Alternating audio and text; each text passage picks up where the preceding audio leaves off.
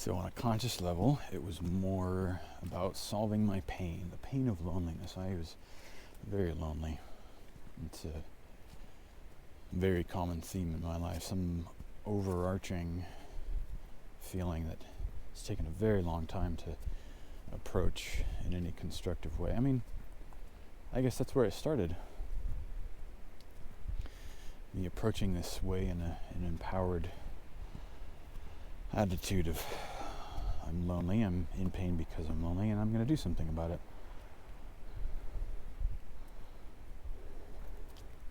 So that was the motive behind that. And my relationship with those words, introversion and extroversion, has changed over the years.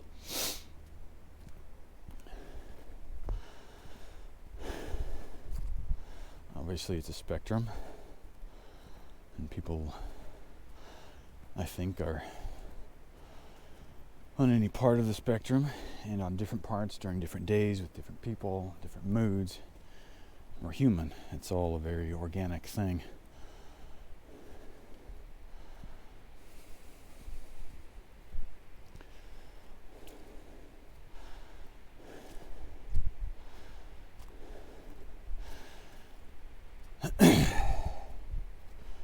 So I suppose now would be a good time, better late than never, to define what my understanding is of those two words. Introversion is, generally speaking, you feel recharged by spending time alone.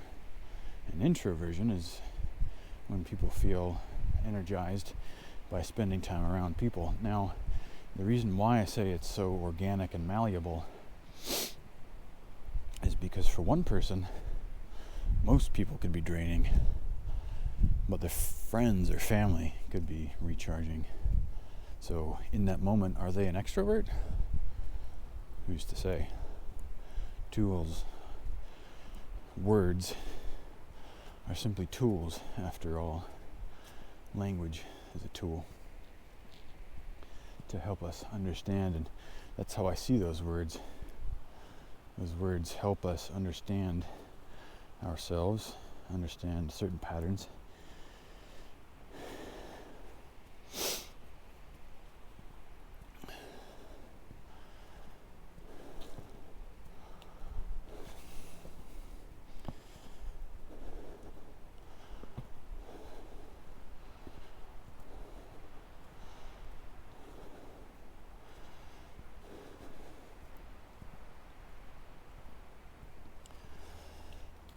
Was I going with that? These words are simply tools to help us understand ourselves. There it is. These words, I think, represent the relationship that we have with people in general. Not any specific person, but people in general. And that's exactly why it's on a spectrum of, well, one person mostly feels recharged spending time out with friends, family, but maybe there are people that they feel drained around. Are they introverts in that moment? Used to say. So by the time high school came around, I felt like I had a high degree of success around all of that.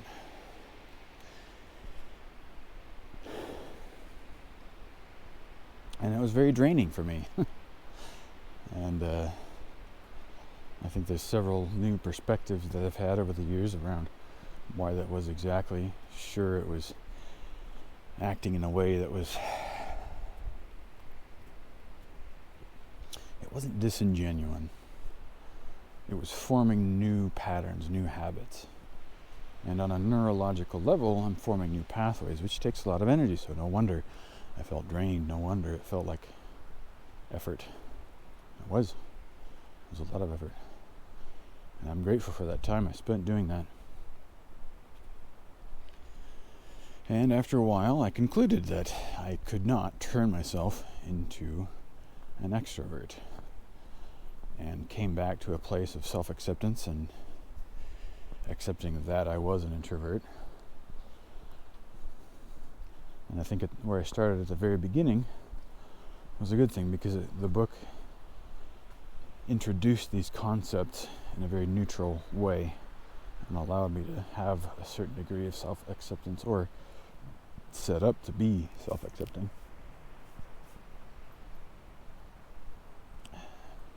So I set it down for a while. I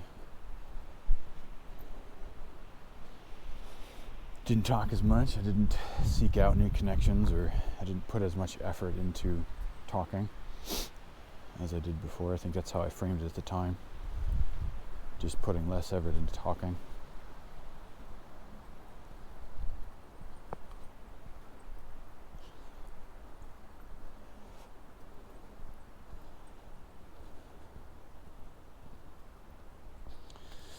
And the years went by, and I learned more and more perspectives. Grew and was more self-accepting and more confident in social situations.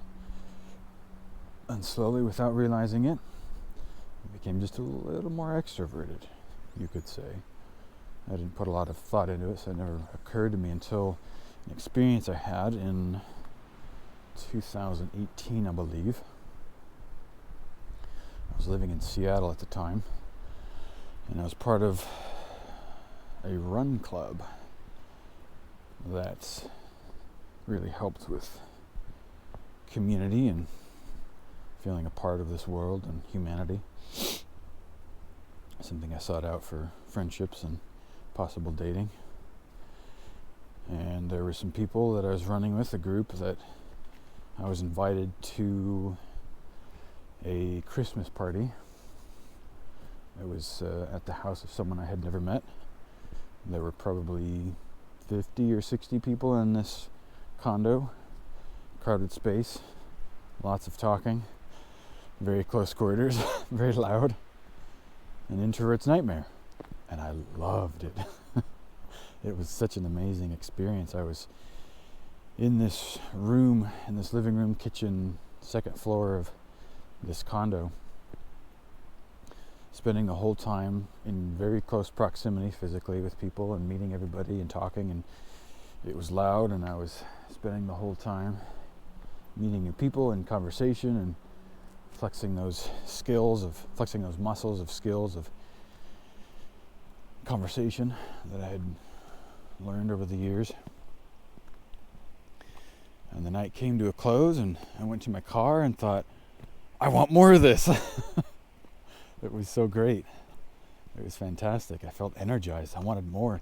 And I realized, wait a minute, I just had an extroverted experience. So I had to not necessarily overturn, but revise that conclusion I had made, that it was impossible to turn myself into an extrovert.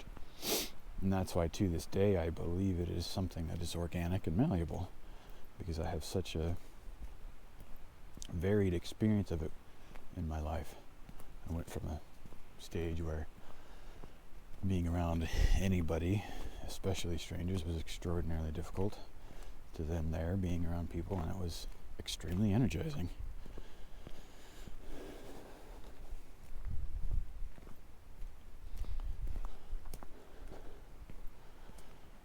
And to this day, that's how I see it. Just one certain frame, one lens.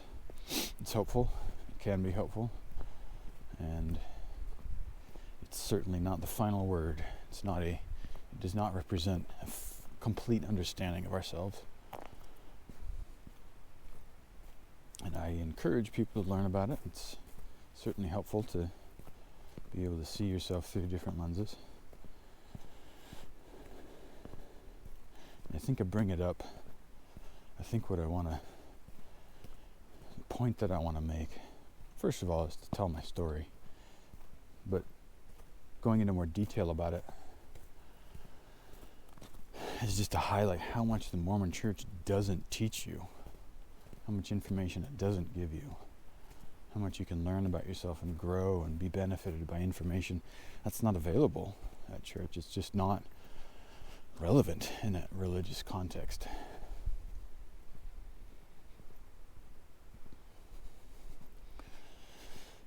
And that was all just one part of my journey. It was something I encountered long before ever leaving. But it just added to the pile of things that I never learned at church, things that I don't know if I could say needed. I don't know if that's necessarily something I needed to know about myself, but it was certainly helpful.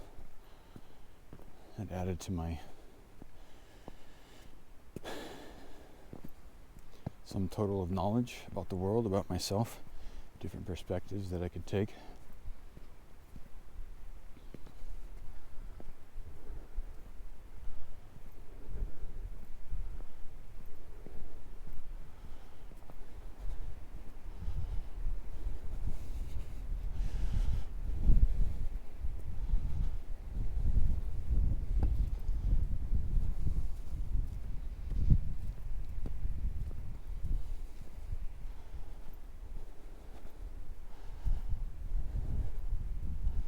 Maybe one thing I'd add to that is seeing yourself under that lens allows you the opportunity to examine which people in my life help me feel recharged, who energizes me, who do I spend time with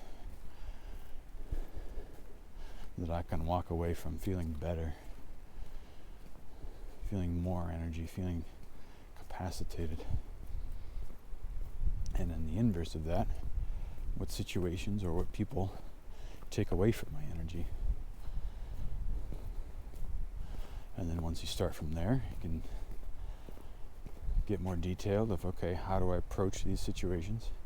How can I benefit more from the people that I enjoy spending time around? And how can it be less detrimental to me to be in situations that don't benefit me or don't energize me? What kind of boundaries can I set with these people? What kinds of conversation can I avoid or lean into that'll be more or less energy?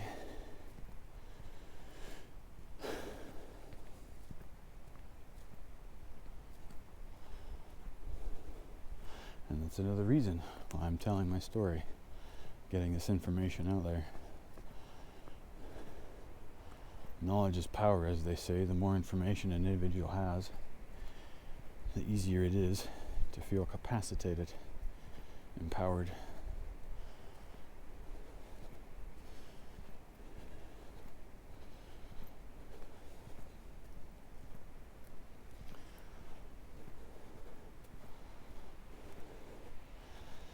And I think that's another perspective on it all.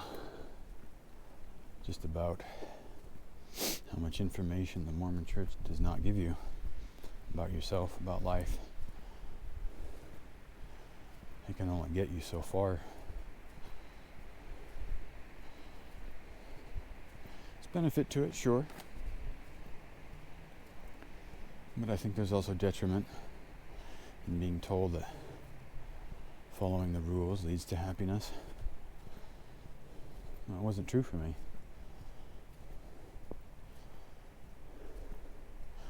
I followed the rules and was deeply unhappy. I've spent so much of my life sad and depressed, and I've spent my life also dedicated to finding out why. And the Mormon Church had very little to say about it.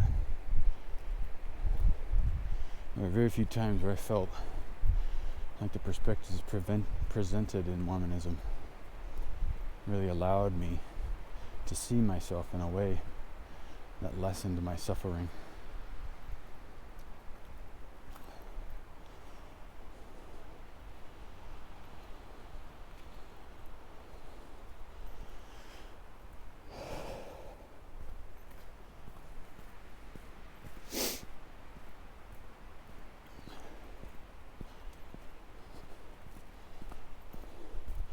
Pretty cold out here.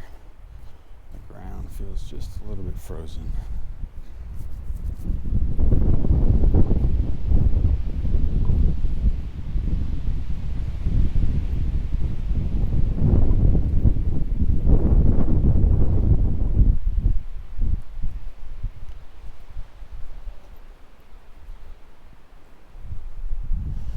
Well,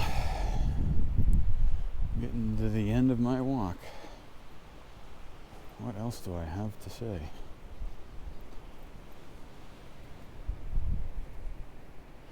Knowledge is power. The more you know, the more informed you are, the more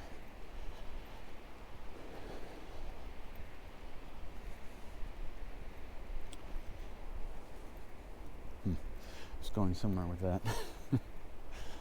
Lost it.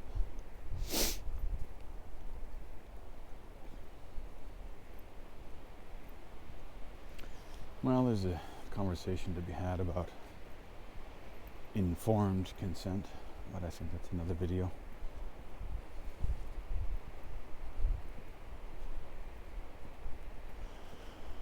Well, I think that'll do it. Thanks for listening. Bye.